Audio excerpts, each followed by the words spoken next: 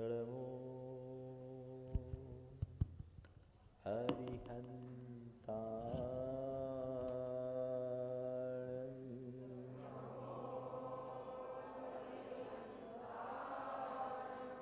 नमो सिद्धाणं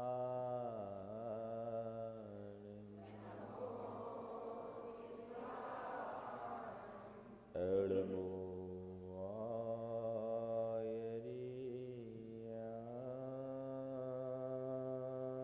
नमो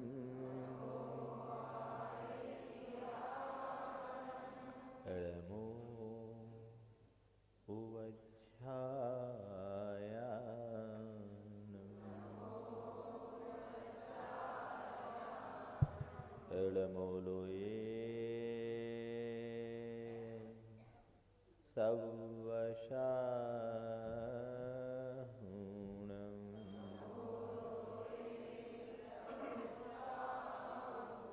एसो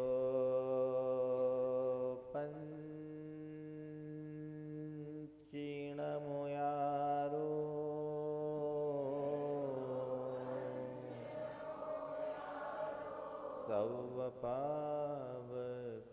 सर्वपापविनाशनो मंगलालं च सर्वेशिं परमं होई मंगलम। जय बोलो देवादिदेव 1008 श्री भगवान महावीर स्वामी की, अहिंसा परमो धर्म की, परम पूज आचार्य गुरुवर श्री विद्यासागर जी महाराज की, परम पूज्य मुनि श्री 108 प्रमाण सागर जी महाराज की, परम पूज्य मुनि श्री 108 विराट सागर जी महाराज की। एक व्यक्ति जो अंधा था और एक ऐसे अंध कक्ष में प्रविष्ट हुआ जिससे बाहर निकलने का केवल एक ही द्वार था। दीवारों को टटोलते टटोलते वह द्वार तक पहुंचता, द्वार को तलाशने की कोशिश करता, लेकिन संयोग कुछ ऐसा हुआ कि जब जब वह द्वार पर पहुंचे उसके सिर में खा जाए, इस बीच द्वार क्रॉस हो जाए। गोल अंधेरा कक्ष और व्यक्ति अंधा, दीवार को तलाशते तलाशते टटोलते टटोलते जब जब द्वार पर आए, सिर खुजाए और बाहर निकल जाए, आगे बढ़ जाए। कहते वो आदमी आज भी उसी कक्ष में बंद है। संत कहते ये संसार भी ऐसे ही एक अंध कक्ष की भांति है,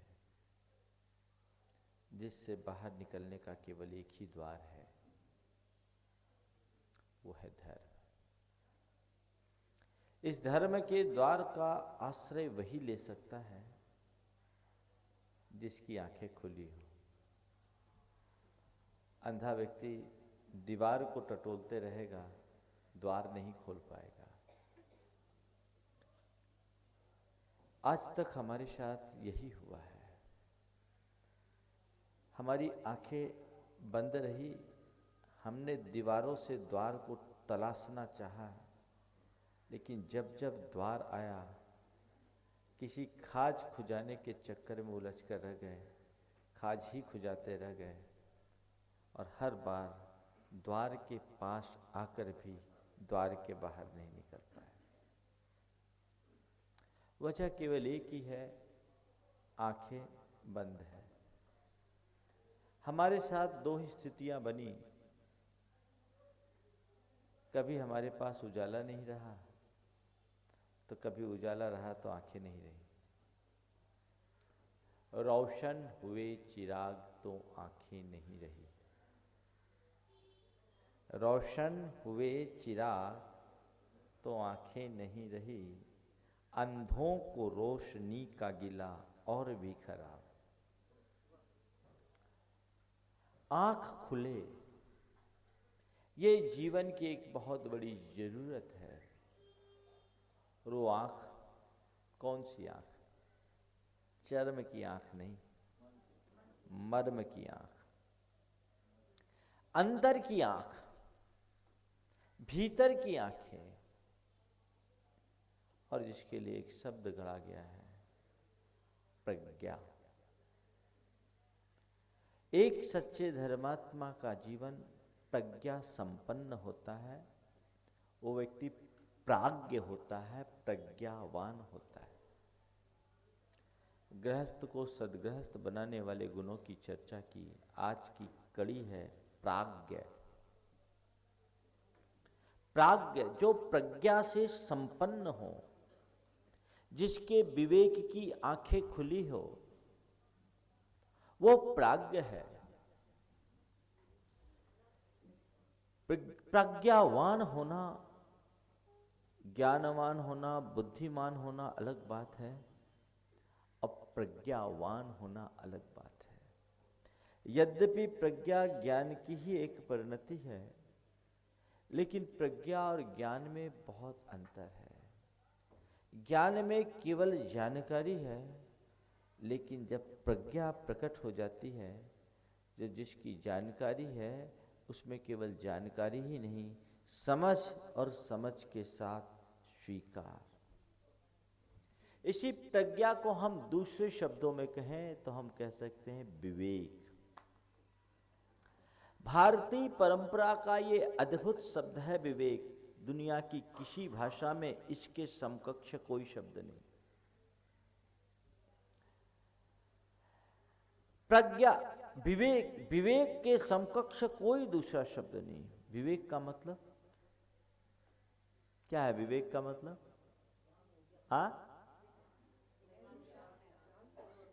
क्या?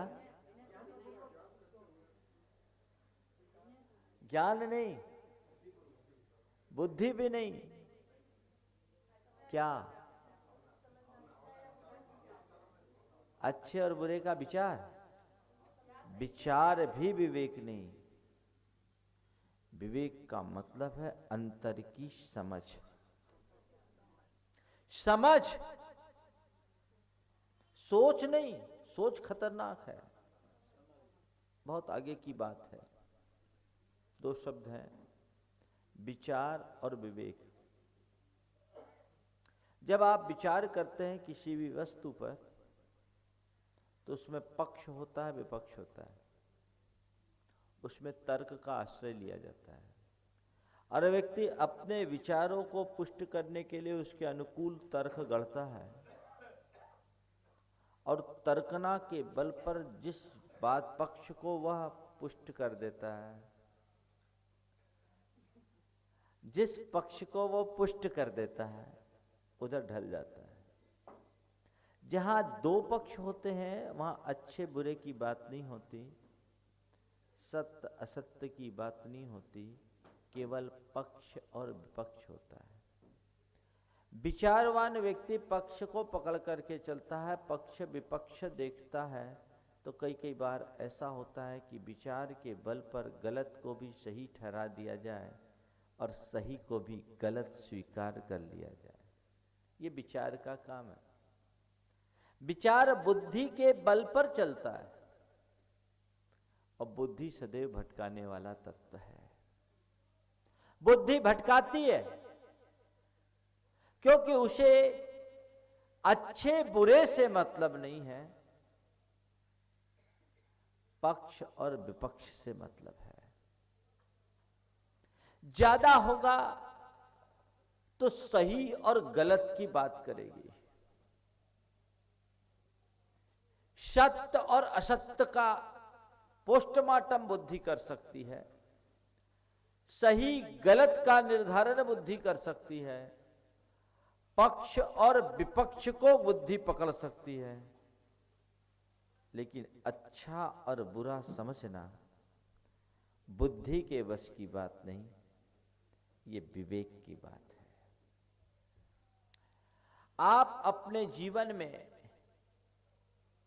राइट और रॉन्ग के बारे में हमेशा सोचते हैं। संत कहते हैं गुड और बैड के बारे में सोचो। कई बार राइट भी बैड हो सकता है और रॉन्ग भी गुड हो सकता है। जीवन में कई फैसले ऐसे होते हैं जो राइट हैं लेकिन अपने लिए बुरा है, और कई फैसले ऐसे हैं जो रॉन्ग है लेकिन अपने लिए फायदे का है, गुड है। यह समझ एक विवेकी व्यक्ति के जीवन में ही घटित हो सकती है, हर किसी के अंदर नहीं। जो अच्छे और बुरे की समझ है, आंतरिक समझ, वो विवेक है। हो सकता है वो व्यक्ति अंगूठा छाप हो लेकिन विवेकी हो, और बहुत सारे पढ़े लिखे लोग भी विवेकहीन होते हैं। आज के युग में विवेक का बहुत अभाव दिखता है। ये एक आंतरिक प्रज्ञा है जो समझ से काम चले। प्रायतः आज हम जब लोगों के जीवन व्यवहार को देखते हैं तो ये युग बुद्धिवादियों का युग है। लोग बुद्धि के स्तर पर ज्यादा जीते हैं, और बुद्धि कैलकुलेटिव होती है। वो सारा काम अपने गणित से करती है, और जहां केवल गणित और कैलकुलेशन है ना, वहां जीवन की परिपूर्णता नहीं होती, उसमें जीवन की सफलता नहीं।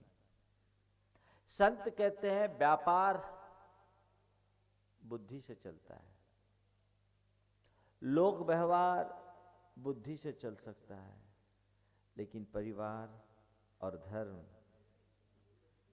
भावना और विवेक से चलेगा। जोड़ घटाव लगा करके तुम दुकान चला सकते हो। आप दुकान जब चलाते हो, व्यापार करते हो, तो क्या सोचकर चलते हो? उसका आधार क्या है आपके व्यापार का? फायदा और नुकसान। उसमें केवल फायदा और नुकसान देखा जाता है। फायदा होना चाहिए भले गलत हो जाए, और नुकसान नहीं होना चाहिए, चाहिए कितना भी सही हो। व्यापार तो ऐसे ही चलता, वो बुद्धि का काम है जो केवल नफे नुकसान की बात करती है। लेकिन जब धर्म की बात आती है तो उसमें फायदे और नुकसान की बात नहीं होती, उसमें किसकी बात होती है? अच्छे और बुरे की। आपके पास एक बड़ा ऑफर आया, 1 करोड़ रुपए की फायदे का प्रश्न है। ऑफर आया, 1 करोड़ रुपए का फायदा है। निश्चित आप सोचोगे ये हो जाए, बढ़िया फायदा है। लेकिन आपको मालूम पड़ा कि ये जो डील है, इस डील में हिंसा है। ये चमड़े की डील है, ये मांस की डील है, ये अंडे की डील है, ये शराब की डील है। अगर आप केवल बुद्धि के हिसाब से चलेंगे तो आप कहेंगे ये डील कर लो, आप डील साइन कर लोगे, और आपके भीतर का विवेक होगा तो वो कहेगा नहीं, 1 करोड़ क्या 100 करोड़ का भी फायदा है तो मुझे छूना नहीं है, क्योंकि मेरे लिए करनी नहीं है। फायदा है पर मेरा अहित है, मेरे लिए बुरा है। ये किसने कहा? समझ में आ गया? बात समझ में आई कि विवेक क्या है? अंतर की समझ जो अच्छे और बुरे की बात करता है। जीवन में बहुत सारे काम विवेक से करना चाहिए। विवेकी बुद्धिमान हो सकता है, होता है, लेकिन बुद्धिमान व्यक्ति विवेकी हो ये कोई जरूरी नहीं। आप कई प्रकार के कार्य ऐसे आपको करने पड़ते हैं जो प्रसंग से नुकसान दिखता है, गलत फैसला है, लेकिन वो हमारे हित में, तो स्वीकारना है। 2 भाई हैं, सेपरेशन की बात हो रही और दोनों के बीच सेपरेशन हुई। जब बात हो रही है पार्टीशन की, तो कोई चीज अच्छी है जो दिख रहा है कि ये मैं लूं, इसमें मुझे लाभ है। छोटे भाई का आग्रह है, छोटे भाई का आग्रह है, लाभ इसे मुझे दिख रहा है, आग्रह छोटे भाई को है। अगर केवल लाभ को पकड़ करके चलेंगे तो लड़ जाओगे। और समझदारी से काम करेंगे, चलो कोई बात नहीं, मेरा भाई है, छोटा भाई है, ये हाथ हो चाहे ये हाथ, हाथ तो दोनों मेरा है, मैं नहीं वो सही, आपके अंदर का विवेक कहेगा चल तुझे पसंद है तो तू स्वीकार कर, हम ठीक।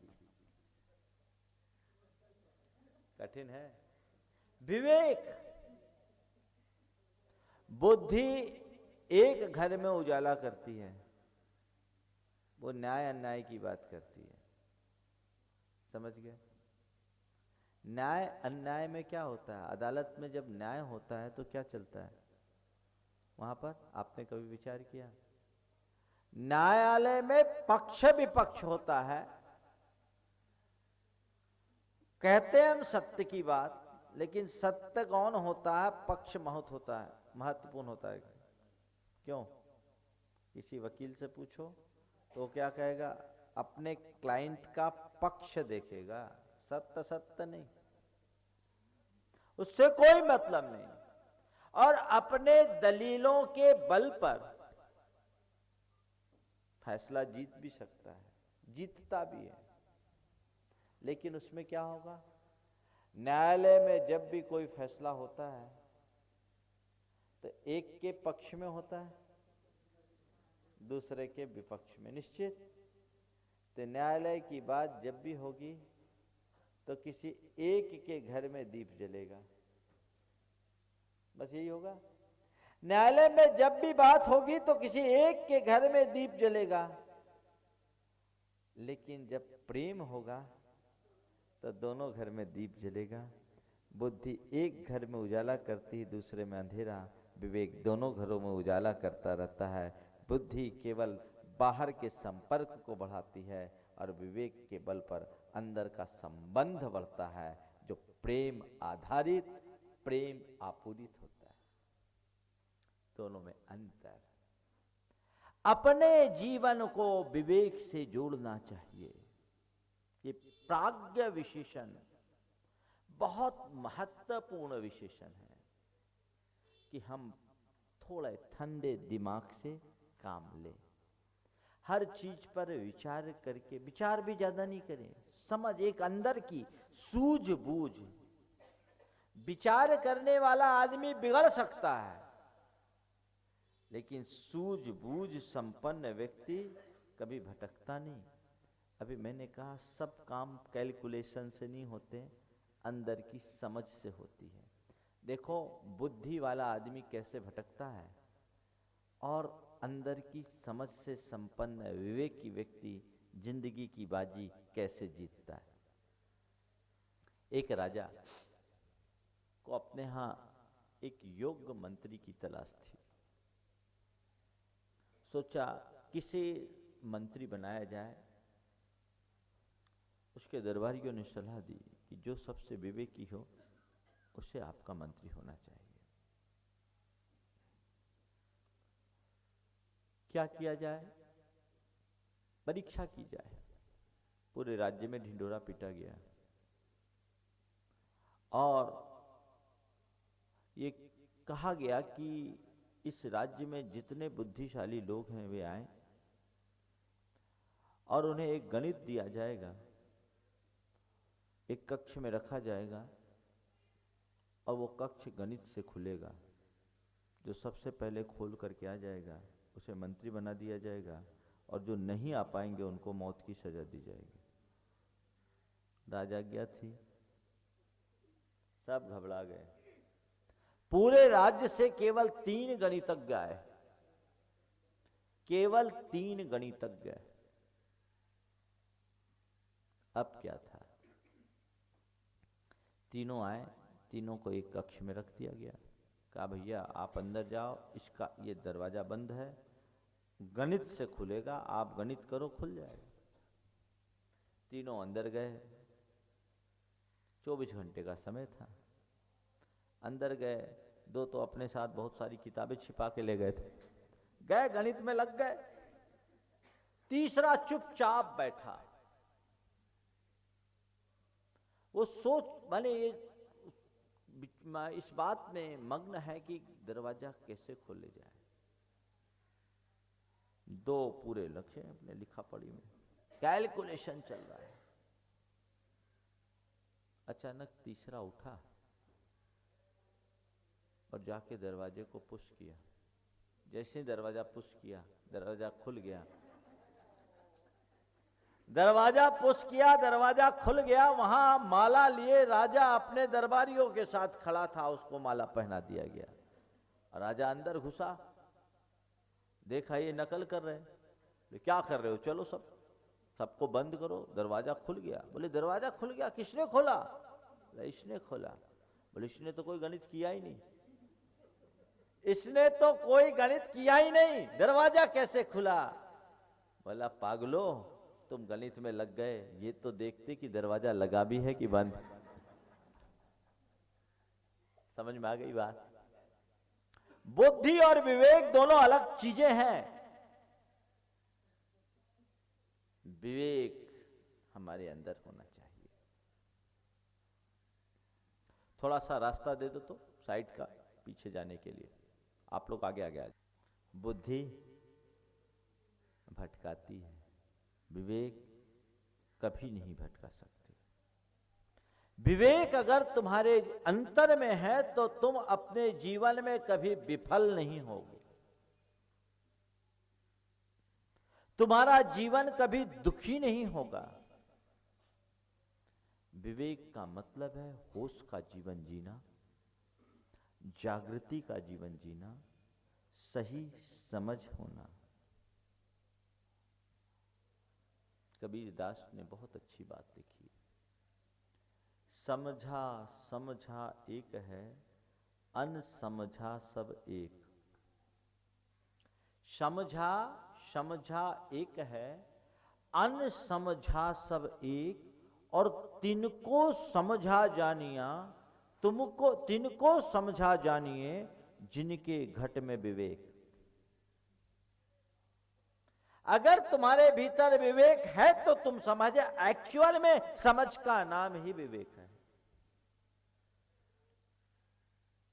विवेक को हम अलग अलग संदर्भ में जब देखते हैं तो उसके अलग अलग अर्थ निकलते हैं। जब हम व्यवहारिक रूप में विवेक का अर्थ देखते हैं तो उसका अर्थ होता है सूझबूझ होना। विवेक संपन्न होने का मतलब सूझबूझ संपन्न होना, दूरदर्शी होना।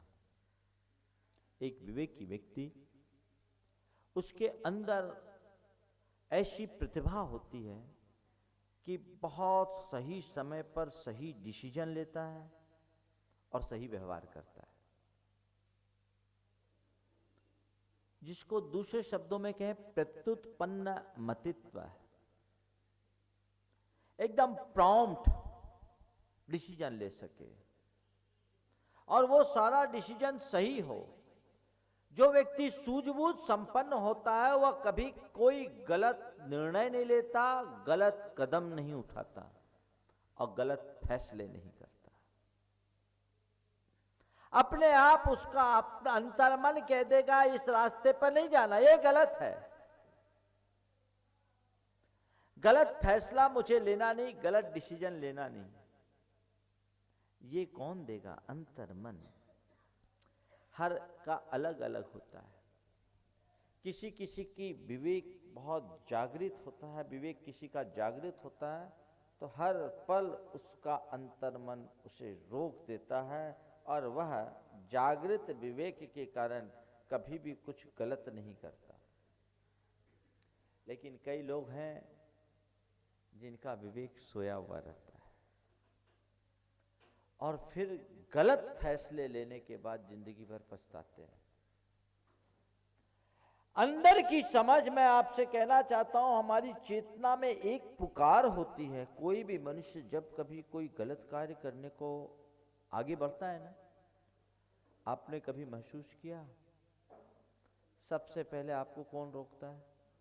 आपका अंतरंग। और आप क्या करते हैं? अपने अंतरंग की उस आवाज को अनसुनी कर देते हैं। ठीक? और अनसुनी करके आप वो कार्य कर देते हैं, बाद में नतीजा खराब होता है। अंतरंग पहली बार रोकता है, दूसरी बार रोकता है, तीसरी बार रोकता है, चौथी बार रोकता है, आखिरी तक रोकने का प्रयास करता है। लेकिन उसके बाद जब आप अपने अंतरंग की आवाज को नजरअंदाज करके किसी कार्य में आगे बढ़ जाते हैं, बल्कि कार्य में नहीं अकार्य में, कार्य में अंतरंग कभी मना नहीं करता, अंतरंग कब मना करता है? अकार्य में। और जब आप उसकी बात को अनसुनी करके अकार्य में बढ़ जाते हैं तो फिर वो भी चुप बैठ जाता है, बोलने से फायदा क्या, इसको सुनना ही नहीं। आप अपने परिवार के किसी सदस्य को बार बार बोले और वो न सुने तो आप क्या करते हो? छोड़ देते हो उसके हाल पर। तो यही हाल होता है, अंतरंग बोलता है और बोलने के बाद जब आप उसकी बात की अनसुनी करना शुरू कर देते हैं तो आपका अंतरंग चुपचाप बैठ जाता है, और जिस मनुष्य के का अंतर मन सो जाता है उसका भाग्य भी सो जाता है, वो जीवन में कुछ नहीं कर पाता है। अंतर मन की पुकार सुनो, उसे भुलाओ मत। तुम्हारा सबसे बड़ा गुरु तुम्हारे अंदर का अंतर मन है। उस अंतस की आवाज को सुनने का प्रयास करना चाहिए। तुम अंतर मन की बात को जितना महत्व दोगे तुम्हारी प्रज्ञा उतनी जागृत होगी, और अंतर मन की बात को तुम जितना गौण करोगे तुम्हारी प्रज्ञा उतनी ही सो जाएगी। एक सूत्र लो, किसी भी गलत कार्य के लिए यदि अंतर मन मुझे रोक रहा है, मुझे रुक जाना है। गाड़ी चलाते आप, रेड सिग्नल आता है, क्या करते हैं? क्यों रोकते हैं? रेड सिग्नल है और रेड सिग्नल दिखने के बाद यदि हम गाड़ी नहीं रोकेंगे तो क्या होगा? एक्सीडेंट हो जाएगा, चालान होगा, एक्सीडेंट होगा, झमेला होगा, है ना? कलकत्ता की भाषा में तो झमेला ही ठीक है, झमेला हो, ठीक है। अब झमेला हो जाएगा, ये आप सोचते हैं? आप अपनी गाड़ी को रोकने में कितने देर का, फैसला लेने में कितनी देर करते हैं? इमीडिएट, कितनी भी अर्जेंसी है तो भी। रेड लाइट देखी, आपने गाड़ी रोकी, ये बाहर की गाड़ी है, ये बाहर रेड लाइट दिखाते हैं, हो सकता है कहीं न भी दिखाएं और आप अपनी गाड़ी क्रॉस कर दो, बच भी जाओ। लेकिन अंदर से सबसे पहले रेड लाइट आती है। कोई भी गलत डायरेक्शन में आपकी जिंदगी की गाड़ी जाती है, अंदर से रेड लाइट आती है, आप उसको इग्नोर करते हो, एक्सीडेंट 100% होता है। एक्सीडेंट 100%। इसलिए कहते हैं अंतर मन की पुकार सुनो। कोई जिंदगी में कोई पाप नहीं हो सकेगा। सबसे पहला गुरु तुम्हारा अंतर मन है। और लोक में जिनको हम गुरु कहते हैं ना, वो भी गुरु बाद में उपकार करते हैं। उनका उपकार इतना ही है कि वे हमारे अंतर मन को जगाने में सहायक होते हैं। और गुरु के सानिध्य से तुम्हारा अंतर्मन जाग गया और तुमने उसे सुनना शुरू कर दिया तो समझ लो गुरु का काम पूरा हो गया। बस इतना ही निमित्त है गुरु का। गुरु हमको क्या देते? कुछ नहीं देते, केवल एक प्रेरणा मिलती है, एक स्फूर्णा मिलती है, एक दिशा मिलती है जिसके बल पर हम अपने जीवन को आगे बढ़ा सकते हैं। तो अंतर्मन यदि तुम्हारा जाग गया, समझ लो विवेक जाग गया, सब रास्ते अपने आप मिलेंगे। होता क्या है, अंतर्मन जब बोलता है ना तो उसके साथ फिर बीच में बुद्धि आ जाती है। विवेक और बुद्धि के मध्य अक्सर संघर्ष होता है। और जो व्यक्ति बुद्धि के हिसाब से देखता है वो लाभ लालच में फंसता है और विवेक की बात को दबा देता है। सूझबूझ। मनुष्य का विवेक क्यों मारा जाता है? 3 कारणों से विवेक प्रभावित होता है। आवेग, आवेश और आसक्ति। आवेग आवेश और आसक्ति। आवेग, जब मन में कोई आवेग हो, भावावेग होता है ना, किसी भी तरह का वेग, इमोशनल, तो इमोशनल वेग में मनुष्य अपने विवेक को खो देता है। एक्साइटमेंट, वो आवेश में आ गया। ये आवेग एक प्रकार का, जिसको अपन बोलते हैं इमोशनल फोर्स है एक प्रकार का। उस घड़ी में व्यक्ति अपने आप पर कंट्रोल नहीं कर पाता। उसे नियंत्रित रखो, उसका धीरे धीरे अभ्यास बनाओ। आवेश, गुस्सा, गुस्से में क्या होता है, कहते हैं क्रोध में व्यक्ति की आंखें बंद हो जाती है, मुंह खुल जाती है। आंखें बंद होती, मुंह खुलता है। क्रोध की शुरुआत अविवेक से होती है और अंत पश्चाताप से। आवेश में विवेक खत्म। और तीसरी बात है आसक्ति।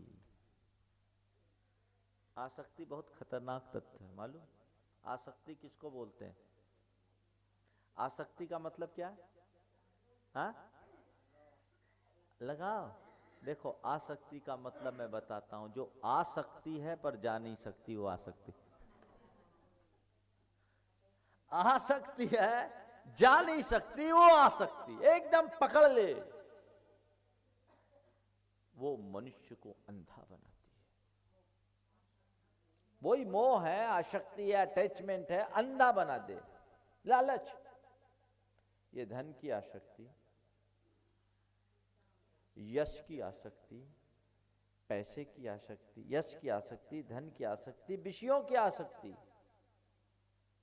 इनमें मनुष्य जब आसक्त हो जाता है, सारे विवेक को तिलांजलि दे देता है। ऐसा व्यक्ति अपना अच्छा बुरा बिल्कुल नहीं सोचता, तात्कालिक लाभ के चक्कर में अपने जीवन का सत्यानाश कर देता है। जिस व्यक्ति या वस्तु पर वो आसक्त होता है, उसके लिए अपना सर्वस्व स्वाहा करने को तैयार हो जाता है।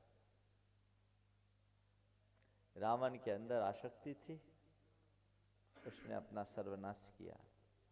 रोजमर्रा की जिंदगी में आप देखते हैं कई लोग ऐसे होते हैं जो अपनी आसक्ति के कारण अपना सत्यानाश कर बैठते हैं, करते हैं। पैसे की आसक्ति है, कोई भी गलत कार्य कर दो, चलो पैसा आ रहा है, ये न के न उपाय न आने दो, बाद में फंस गए, जेल में सड़ते हैं। अगर आसक्ति होगी तो उसको कोई कितना समझाए नहीं समझेगा। किसी व्यक्ति पर आसक्त हो गया तो बस वही वही दिखता, वही वही दिखता। एक लड़की एक ऐसे लड़के से आसक्त हो गई जो जात का खटीक था। आज भी जिसके घर स्लाटरिंग होती, जैन लड़की, आसक्ति क्या होती मैं बता रहा हूं आपको। अंधा, जिसके घर स्लाटरिंग होती है, स्लाटरिंग समझते हैं ना, मांस का व्यापार करने वाला व्यक्ति, जात का खटीक, साधारण हस्ती हैसियत का, एक संपन्न घराने की लड़की उस पर आसक्त हो गई और जिस दिन 18 साल की हुई उसी दिन कोर्ट मैरिज कर ली। एक दिन का अंतराल था, आज 18 साल की हुई, दूसरे दिन कोर्ट मैरिज कर ली। माँ बाप ने उसे खूब समझाया, मानने को राजी नहीं। अब वो आसक्ति थी, उसे उन दिनों उससे अच्छा इंसान संसार में कोई दूसरा दिखता ही नहीं था।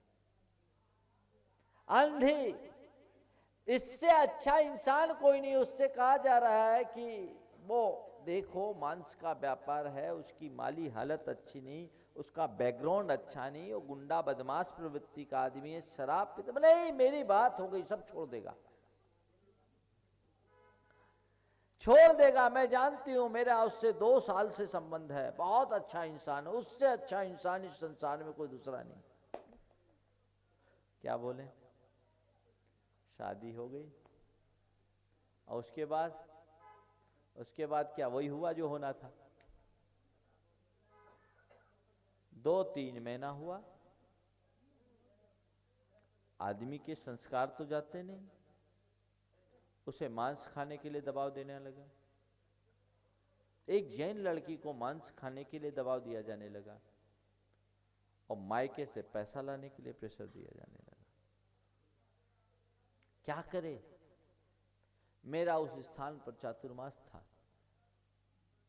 एक रोज सामायिक के तुरंत बाद 1 बजे वो एक लड़की मेरे कमरे में आ गई, अकेली अननोन लड़की आ गई मेरे कमरे में और रोने लगी। मैंने कहा ये कौन लड़की, मैं जानता नहीं, इससे बात कैसे करूं।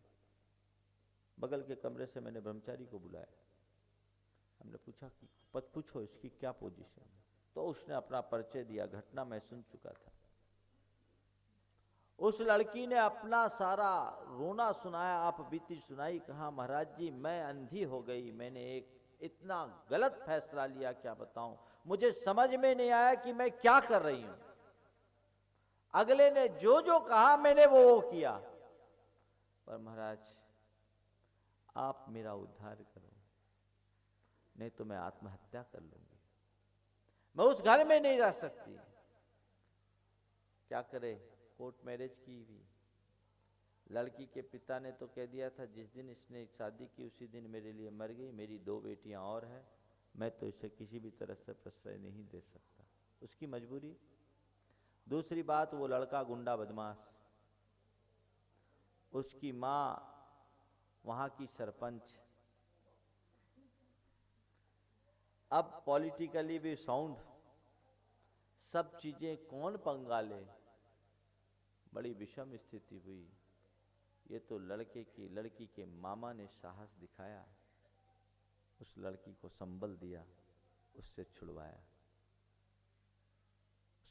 उससे संबंध विच्छेद हुआ, नहीं तो उसकी जान चली जाती।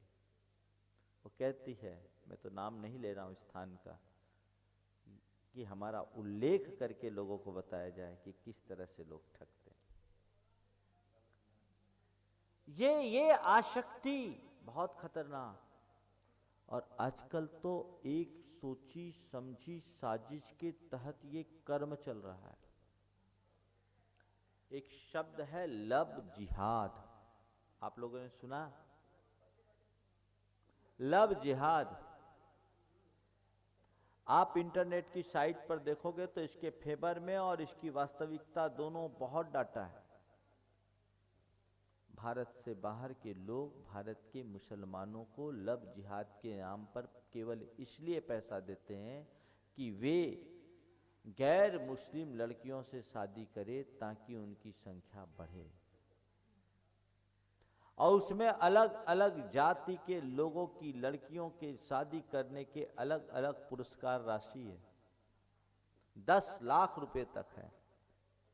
सबसे ज्यादा पैसा एक ब्राह्मण की लड़की से शादी करने में। पूरा डाटा है उसका। और ऐसे कई संबंध हो गए और उसमें पूरा बताएं कि वे लड़के अपनी बहनों से, लड़कियों से दोस्ती होती है, बहनों को जोड़ते हैं और बहनों के माध्यम से खुद जुड़ते हैं और फिर ये लिंक बनता है।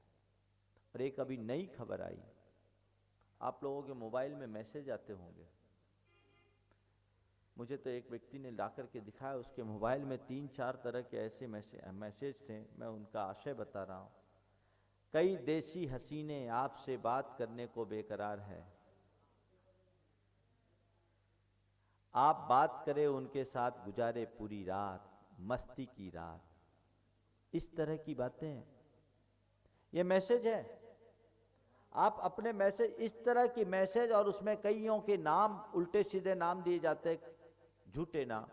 ये आपसे बात करने चाहती, ये बात करना चाहती है।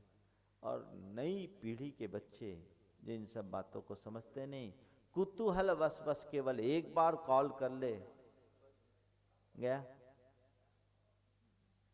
ऐसे चक्रव्यूह में फंसा लेते हैं कि उससे निकल पाना बहुत मुश्किल है।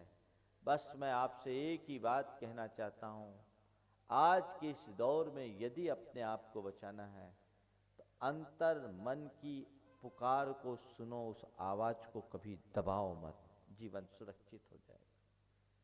यही विवेक का व्यवहारिक लाभ है। जो कुछ करना है अंतर मन की पुकार को कभी मत दबाना, वहां की पुकार बिल्कुल सही पुकार आती है। और उस पुकार को स्ट्रांग बनाए रखने के लिए हमेशा अच्छे माहौल को चुनो, साधु जनों का समागम पाओ, जिससे तुम्हारे सोच में पवित्रता आए, निर्मलता आए और जीवन को तुम आगे बढ़ा सको। ये तुम्हारे विवेक को खत्म करने के कारण है, आवेग, आवेश और आसक्ति। आवेग में कभी कभी आप लोग देखते हैं जल्दीबाजी में कोई फैसला ले लेते हैं, हड़बड़ी, उतावली होते हैं। कहते हैं ना हड़बड़ी में डूब मरे, हड़बड़ी में डूबे ही मरते हैं। जहां हड़बड़ वहां गड़बड़। उतावली कभी मत करो। नीति कहती है सहसा न विदधीत कार्यम।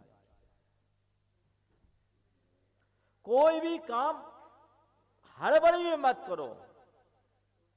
एक पल के लिए उसके दूसरे पहलू को भी देखो। एक व्यक्ति, बड़ी पुरानी कहानी है लेकिन बड़ी गहरी प्रेरणा है। घर से बाहर विदेश पैसा कमाने के लिए गया। 16 वर्ष के बाद घर लौटा,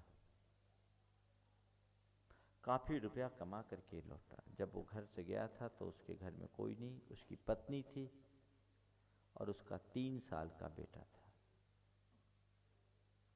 16 वर्षों में उसने केवल व्यापार देखा, न पत्नी न परिवार, कुछ नहीं।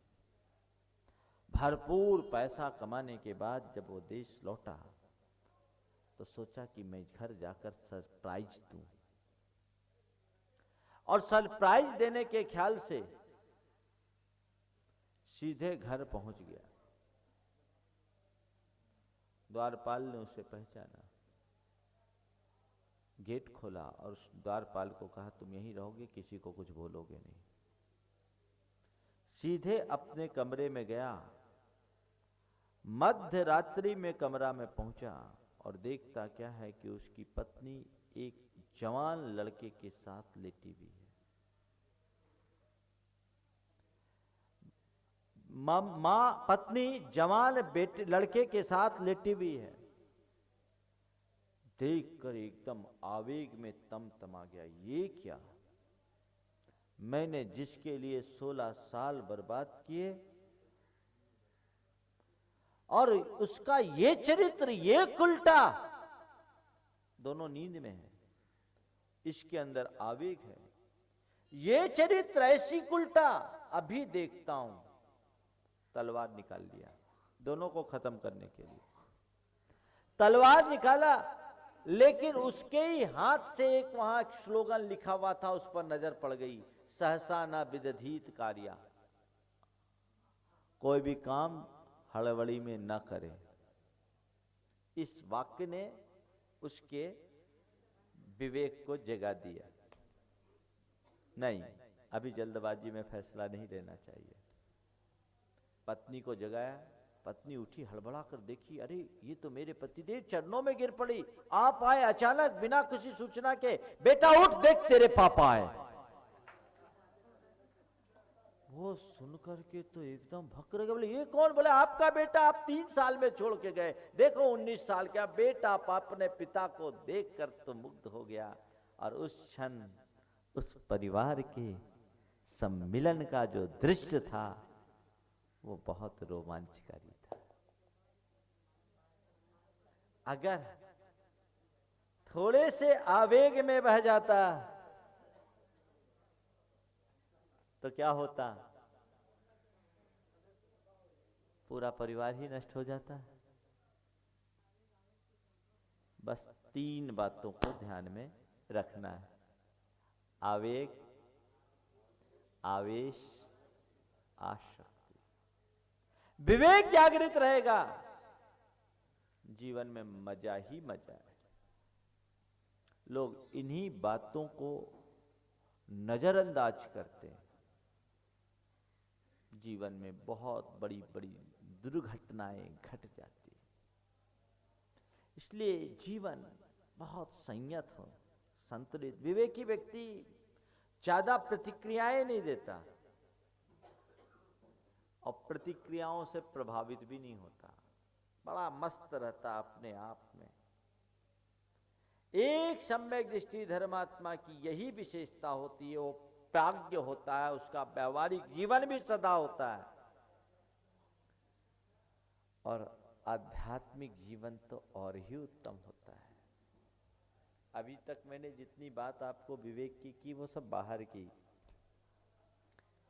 अब विवेक तो और भी ऊपर की बात करता है। विवेक का आध्यात्मिक अर्थ है विभाजन।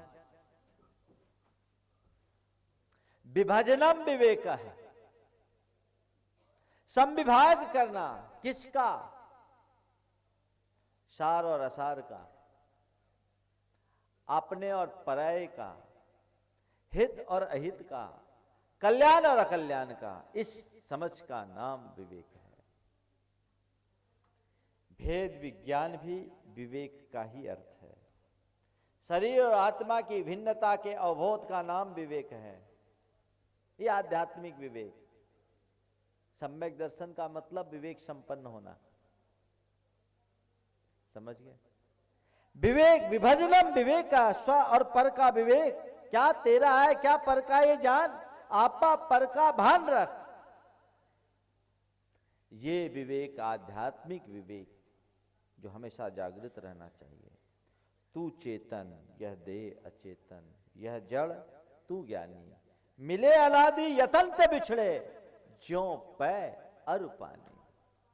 इस विवेक को कभी मत भूलो। तू चेतन, ये शरीर अचेतन, ये जड़ है, तू ज्ञानी है। तेरा और इसका अनादि से संबंध बना हुआ है, लेकिन थोड़ा प्रयत्न करेगा दोनों अलग हो जाएंगे। जैसे दूध और पानी मिलकर एक मेक हो जाते हैं, लेकिन फिर भी दोनों को प्रयोग विशेष से अलग अलग किया जा सकता है। इसी तरह तेरा और शरीर का गठजोड़ अनादि से तू दोनों मिलकर एक मेक हो गया सा दिखता है, पर एक नहीं है। बस इसी का नाम विवेक। सपर विवेक, भेद विज्ञान, ये घट गया, सब हो गया। आज इसी विवेक का अभाव। दोनों भूमिकाओं में जब व्यक्ति को विवेक होता है, जब आपको स्व और पर का ज्ञान हो जाए, तो फिर ज्यादा सांसारिक उलझन में उलझने का जी नहीं होगा। किसके लिए उलझे, किसके पीछे भागे? जीवन में ठहराव आती है, और जब तक जीवन में ठहराव नहीं, तब तक मन में शांति नहीं। ये ठहराव, ये स्थिरता जीवन की एक बहुत बड़ी उपलब्धि। ऐसा विवेक होना चाहिए। कहते हैं नीर क्षीर विवेकिनी दृष्टि। हंस है ना, हंस, हंस को विवेक का प्रतीक माना गया।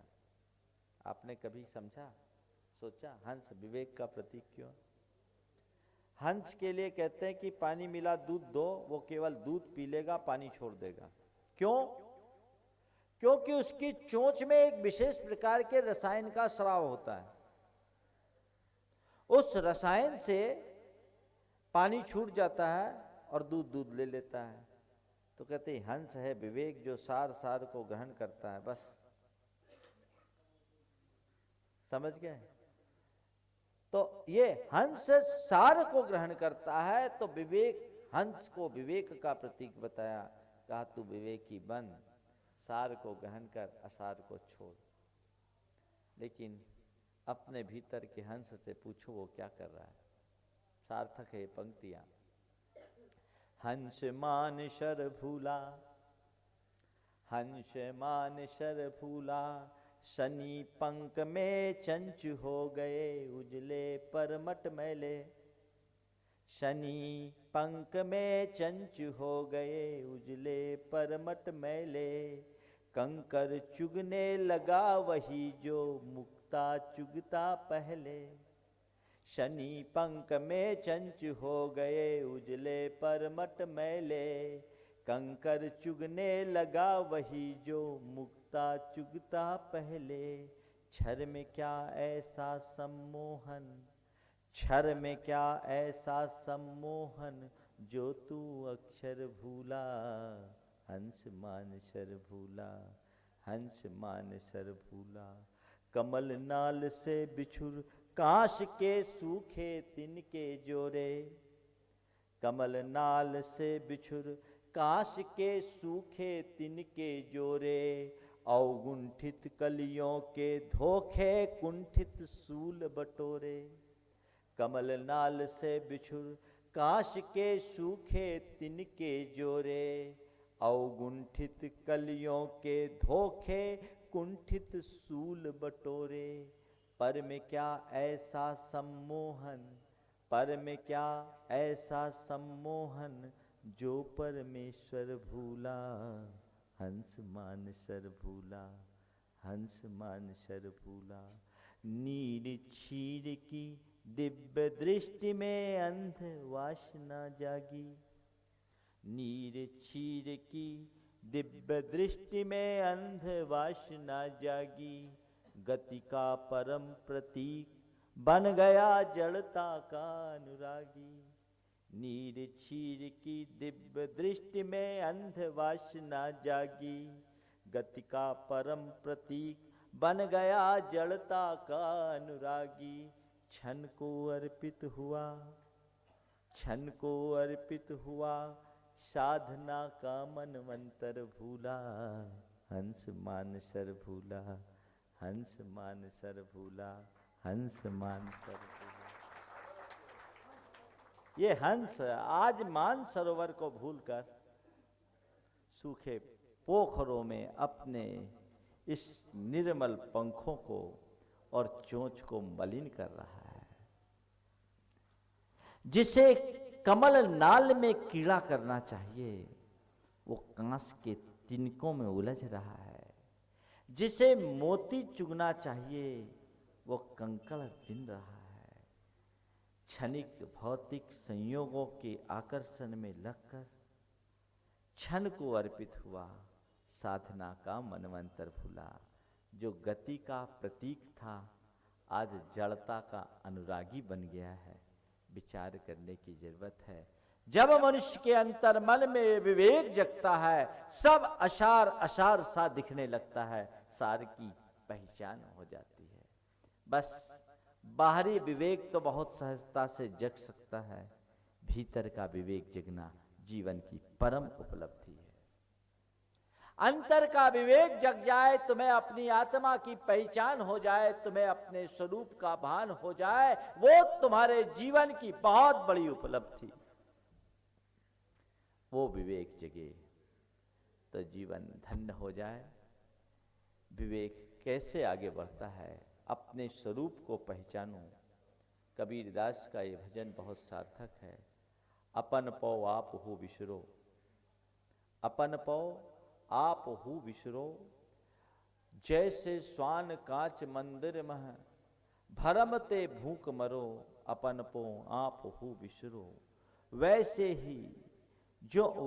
ही गज फटिक सिलामणि, दसननी आन अर्यो। अपन पो आप ही विसरो। जो केहरी बपु निरख कूप जल, प्रतिमा जान परो। अपन पो आप हु विसरो। मरकट मूठी स्वाद नहीं बिहुरे, घर घर रटत फिरो। अपन पो आप ही बिसरो। कहत कबीर ललनी के सुगना, तोहे कौन पकड़ो। अपन पो आप हु बिसरो। मनुष्य की आध्यात्मिक विवेकहीनता को उजागर करते हुए कबीरदास कहते हैं कि कैसी विडंबना है, तुम अपने आप को खुद भूल गए, अपने स्वरूप को भूल गए। एक कुत्ता कांच के महल में गया और देखा तो हजारों प्रतिबिंब उसे दिखाई पड़े, घबरा उठा। और जब कोई खुद डरता है ना, तभी दूसरे को डराने की कोशिश करता है। अन्य कुत्तों को डराने के ख्याल से भौंका तो एक साथ हजारों कुत्ते भौंके। रात भर वो कुत्ता भौंकता रहा। सवेरे देखा तो वो कुत्ता मर चुका था और उसका शरीर हजारों जगह से छत बिच्छत था। सवाल ये है कि उस कुत्ते को किसने खाया, किसने मारा? खुद अपने ही समझ के अभाव में मरा। काश उसे पता होता कि ये कुत्ते नहीं, कुत्ते का प्रतिबिंब है, लेकिन प्रतिबिंब को ही सत्य मानने के कारण उसका जीवन नष्ट हो गया। हाथी स्फटिक की शिला में अपना प्रतिबिंब दिखता है और अपना सिर भिड़ा भिड़ा करके अपने आप को लहूलुहान कर लेता है। और ज्यों केहरी बपू निरख कूप जल, प्रतिमा जान परो। बहुत बहुत रोचक कथा है। एक जंगल में एक शेर का जबरदस्त आतंक था। शेर बड़ा बब्बर था और रोज किसी न किसी जानवर का शिकार होता था। सारे जानवर शेर के आतंक के साये में जीते थे, रात भर सो नहीं पाते थे। एक दिन सारे जानवरों ने एक मीटिंग की। मीटिंग करके ये तय किया कि देखो, शेर बहुत बलवान है और शेर से हम मुकाबला कर नहीं सकते, उसको तो शिकार चाहिए। और एक आध शिकार के चक्कर में उसको केवल एक आध शिकार की ज़रूरत है, लेकिन उस एक के चक्कर में पूरे जंगल को अशांत रहना पड़ता है। हम लोग कोई नहीं सो पाते। तो एक प्रस्ताव रखा गया कि क्यों ना हम शेर से कहें कि प्रतिदिन एक एक उसके पास कोई पहुंच जाए, बाकी तो सब निश्चिंत रहेंगे। सबको बात समझ में आ गई और सबने एक तय किया और जानवरों का एक शिष्ट मंडल गधे के नेतृत्व में शेर के पास गया। जब बहुत सारे जानवर शेर के नज़दीक आते दिखाई पड़े तो शेर को बड़ा आश्चर्य हुआ कि जो मेरी गंध से दूर भागते आज मेरे पास किस प्रेमवश आ रहे हैं। शेर गुर्राया, सबने हाथ जोड़े कि जहाँ पनाह हम आपके चरणों में आए हैं, आप हमारे अन्नदाता हो, आप हमारे राजा हो, आप हमारे संरक्षक हो। हम लोगों ने आज आपके विषय में एक फैसला किया। बोले क्या? बोले आप हमारे राजा, आपके रहते हमारी सुरक्षा होती है। आप हैं तो इस जंगल में कोई दूसरा शेर नहीं फटकता और आप हमारी सुरक्षा रखते हो, आप हमारे अन्नदाता हैं। लेकिन हम लोगों को इस बात का बहुत बुरा लगा कि आपको अपने भोजन के लिए दर दर भटकना पड़ता है, ये बात ठीक नहीं। इसलिए हम लोगों ने एक फैसला किया है कि प्रतिदिन रोज आपके पास एक जानवर आ जाएगा। अब आपको अपने भोजन के लिए कहीं नहीं जाना पड़ेगा। और हमने बारी बारी से एक एक जानवर का नंबर लगा दिया है। शेर को प्रस्ताव पसंद आ गया, क्योंकि कई बार उसका भी उपवास हो जाता था, कोई मिलता नहीं। अब क्या था, शेर को प्रस्ताव पसंद आ गया। रोज एक जानवर जाने लगा, बाकी सब निश्चिंत। जिसकी मौत होती थी वो बेचारा रोता। एक रोज एक खरगोश का नंबर आया और खरगोश बड़ा निश्चिंत दिखा। दूसरे जानवरों ने कहा जा नहीं तो सब पर सामत आएगी। बोले चिंता मत करो, अब किसी पर सामत नहीं आएगी, मैंने व्यवस्था बना ली है। तू क्या शेर से लड़ेगा? बोला देख क्या होता है। खरगोश थोड़ा विलंब से निकला। इधर शेर के पेट में चूहे कूदने लगे, भूख से एकदम बौखलाया हुआ था। काफ़ी देर हो गई, बार बार गुफा के दरवाजे पे आता कि कोई आया नहीं, कोई आया नहीं। काफ़ी देर के बाद जब आया भी तो खरगोश जैसा प्राणी जो उसके नाश्ते के बराबर भी नहीं था, एकदम तमतमा गया। भूख में तो ऐसे ही पारा जल्दी चढ़ता है। बोले ये क्या, इतनी देर से आया और तू आया? बोले महाराज जल्दी भोजन कर लो, मैं छोटा था सो आ गया, कल से तो पता ही नहीं कोई आ पाएगा कि नहीं आ पाएगा। बोले क्यों, क्या बोलता है? बोले महाराज मैं बिल्कुल ठीक समय पर आया, निकला था, लेकिन क्या करूं, रास्ते में मैं छिक गया। बोले क्या छिक गया, कैसे छिक गया? बोले रास्ते में एक दूसरा शेर मिल गया। मैं जा रहा था तो मुझे बोला जंगल का राजा मैं हूं, तुमको मेरे पास आना होगा। फिर क्या हुआ? बोले नहीं हमारा राजा तो वहां, हम राजा के पास चले। बोले मैं जंगल का राजा हूं। बोले महाराज वो मेरे ऊपर झपटा, मैं एक झाड़ी में घुस गया और वो कहीं काफी देर तक बैठा रहा। मैं झाड़ी में दुबका रहा एकदम। फिर थोड़ी देर बाद वो निकला। जब वो निकल गया तो मैं सांस दबा कर निकला हूं और आपके चरणों में आया, आप तो भोजन कर लो। बोले अच्छा, लेकिन इतना बता दे रहा हूं, शेर का काम आप नहीं करोगे तो कल से आपको भूखे रहना पड़ेगा। शेर के आगे चुनौती। बोले कौन शेर है, कहाँ है वो? बोले चलो मैं आपको बता देता हूँ, चलो मैं आपको बता देता हूँ। अब खरगोश शेर के साथ चला और खरगोश शेर के साथ चला तो गया, आगे गया और एक कुआं था। कुआं दिखाते हुए कहा महाराज इसी गुफा में निकला था वो। शेर ने देखा कुआं में झांक कर तो उसे अपना प्रतिबिंब दिखाई पड़ा और जैसे ही प्रतिबिंब दिखाई पड़ा, अच्छा ये शेर है, जोर का दहाड़ मारा तो नीचे के शेर ने और ज्यादा आवाज से दहाड़ मारी और जैसी दहाड़ मारी इसका गुस्सा बढ़ा, कूद गया धम्म से। और खरगोश वापस रिटर्न आ गया। बाकी जानवरों ने कहा क्या बात है, तुम आज वापस लौट आए? बोले अब किसी को जाने की जरूरत नहीं, हमने शेर का काम कर दिया। बस ये है विवेक। शेर में आवेश था, उसे यह भी पता नहीं था कि मेरा प्रतिबिंब है, भेद नहीं जाना। जो केहरी बपु निरख कूप जल प्रतिमा जान परो, अपना मान लिया। भ्रम अध्यात्म में और आवेग व्यवहार में, दोनों हमारे जीवन को विनष्ट करने वाले हैं। जब तक आवेग नहीं तब तक बाहर का विवेक नहीं, और जब तक भ्रम है तब तक अंतर का विवेक नहीं। इसलिए दोनों प्रकार का विवेक जगे और हम अपने जीवन को कल्याण के पथ पर आगे बढ़ा सके। इसी शुभ भाव के साथ यहीं पर विराम। बोलिए परम पूज्य आचार्य गुरु श्री विद्यासागर जी महाराज। बोले परम